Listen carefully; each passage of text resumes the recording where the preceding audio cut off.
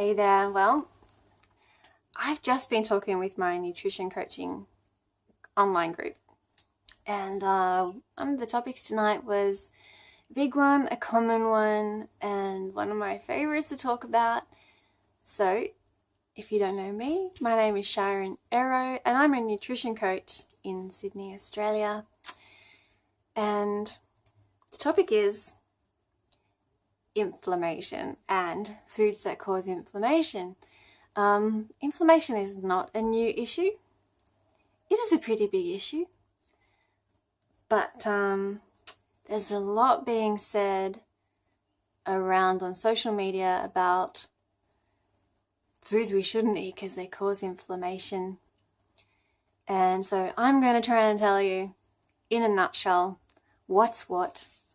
You don't need to believe me, but I believe I'm speaking the voice of wisdom with truth to the best of my knowledge, from tradition and also from the creator. And so I seek to approach nutrition from principles of the good design of nature and the wisdom of the creator. And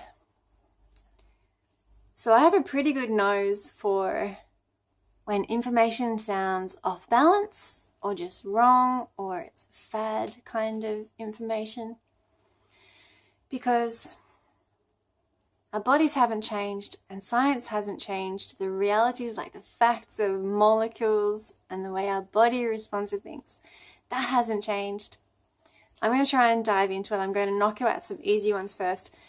But the main foods that we hear about causing inflammation are sugar, all carbohydrates, all grains, dairy products, meat, maybe all animal products, and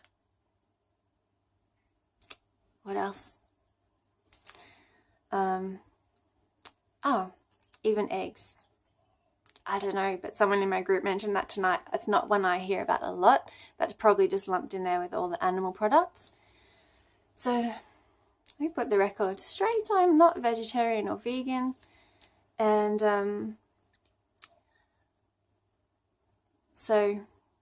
but I do read a lot about it.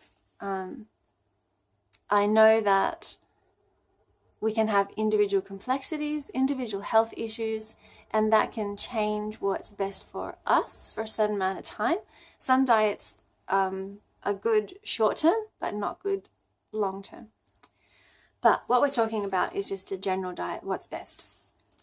I'm going to launch in with an easy one: milk products. It's easy because mostly the answer is no. They're not inflammatory. Milk products are actually only inflammatory if you are intolerant or allergic to them. And then it's only that intolerance or allergic reaction that's causing an inflammation in the body. Sadly, it's relatively common to be intolerant to the cow's milk protein. Some people say it's not, but it is, it's a thing. Intolerance to the cow's milk protein is a thing, as well as lactose intolerance. But if you're not intolerant or allergic, then dairy products are not inflammatory for you. Next one, eggs. I hadn't heard about this till tonight, so I haven't specifically researched eggs. But what I do know is that, according to principles of wisdom, it matters what the chickens are fed. An egg's not just an egg. Depends on the health of the chicken and the diet of the chicken to produce the egg. And I do know that it does make a difference. Free-range eggs are not only better for the chicken, genuine free-range eggs are also better for us. And so that's quite possibly the case when it comes to are they inflammatory or not. Next one, meat. Meat, the easy answer is no, meat is not inflammatory. The only if or but is you could have a really rare reaction to meat like some people do have an intolerant or allergy reaction to meat proteins. The other factor for meat, why it maybe is for you, for some people, certain conditions, inflammatory, and that would be is if you're not digesting it properly. And that comes from not producing enough stomach acid, a condition called hypochlorhydria, not enough stomach acid.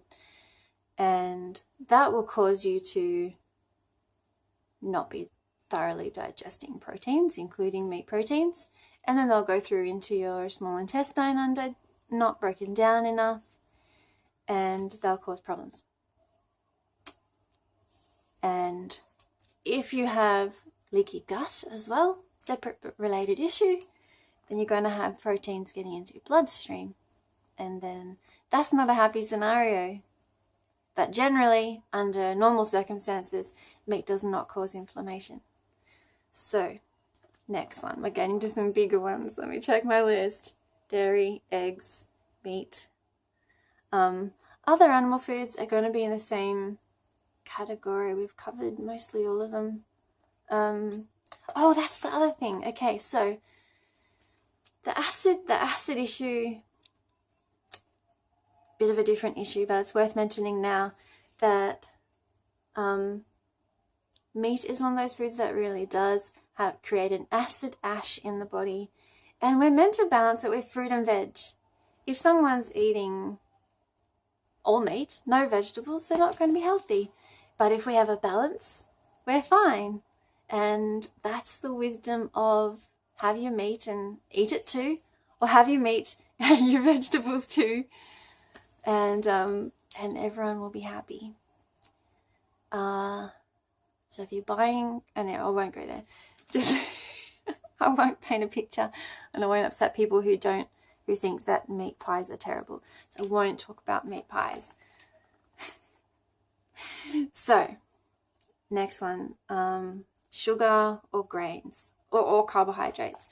Or carbohydrates, the answer is no, they're not inflammatory. Are grains inflammatory? Mostly no, they're not. But conventional, traditional, godly wisdom around grains is that our wheat is modified. Wheat is not how it was created to be unless you can access wheat that hasn't been changed. Like apparently I hear these like amazing stories about the wheat in Europe where it hasn't been modified and doesn't cause issues. But modified wheat does cause issues. That's an exception. And then all our grains, just like our nuts and seeds and beans, they are all supposed to be sprouted and or soaked and or fermented. Soaked, sprouted, fermented. That's the wisdom for grains, nuts, seeds, beans, legumes. And sometimes cooked as well. That answers the grains question. Grains are not all inflammatory. It matters which ones and how you eat them. And then sugar. Is sugar inflammatory? The answer is depends. Yes or no, depends what it's in, what it's with, how much you have.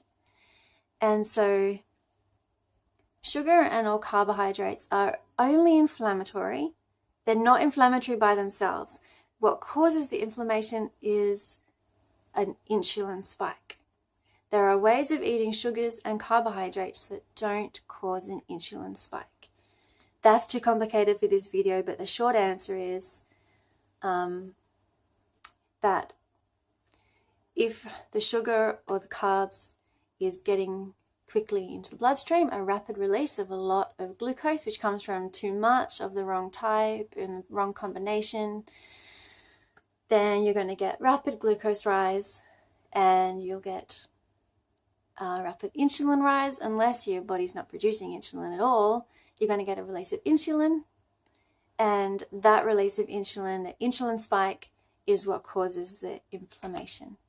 That's the explanation. I've been watching the time and I'm pretty chuffed because I thought I can do this in 10 minutes. that's basically all of them. And I am more than happy to take questions. And the answer about how to have carbs and sugar and not cause insulin spikes is complicated. That's probably going to be a whole nother video. The short answer is moderation, common sense, and eating with traditional wisdom, traditional ways, traditional wisdom. There are a lot of things in our modern diet that are just not a good idea. If you think, would your grandma have done it? That might be one way to think about it. Would your great-grandmother have eaten this? Yeah. So, as always, my go-to guy is the Lord God, the Creator, Yahweh, and He knows how to help us. And our food decisions are complicated on a number of levels. Sometimes it's our taste buds driving our decisions. Sometimes it's honest to goodness cravings. And sometimes it's just our heart's desire. And food is complicated. This inflammation issue does not need to be the issue that it is. Food is complicated enough already without worrying about that. It's my passion to help us have a good relationship with food and eat as the Creator intended us to eat. We want to maximize our health and minimize our worries and enjoy. In some ways it's easy, in some ways it's complicated, but it is possible. So, let me know if this has been helpful, if you've still got questions, if you disagree. I'm actually happy to be wrong. My knowledge is not complete and perfect, but I'm fairly sure about what I've told you just now. I'm actually going to be 40 in a few months' time, would you believe? And I've been learning about nutrition now for 25 years. So I like to keep my ears open, learn, but I always leave space for learning more and being shown to be wrong. Cool. Thanks again for watching. See you next time.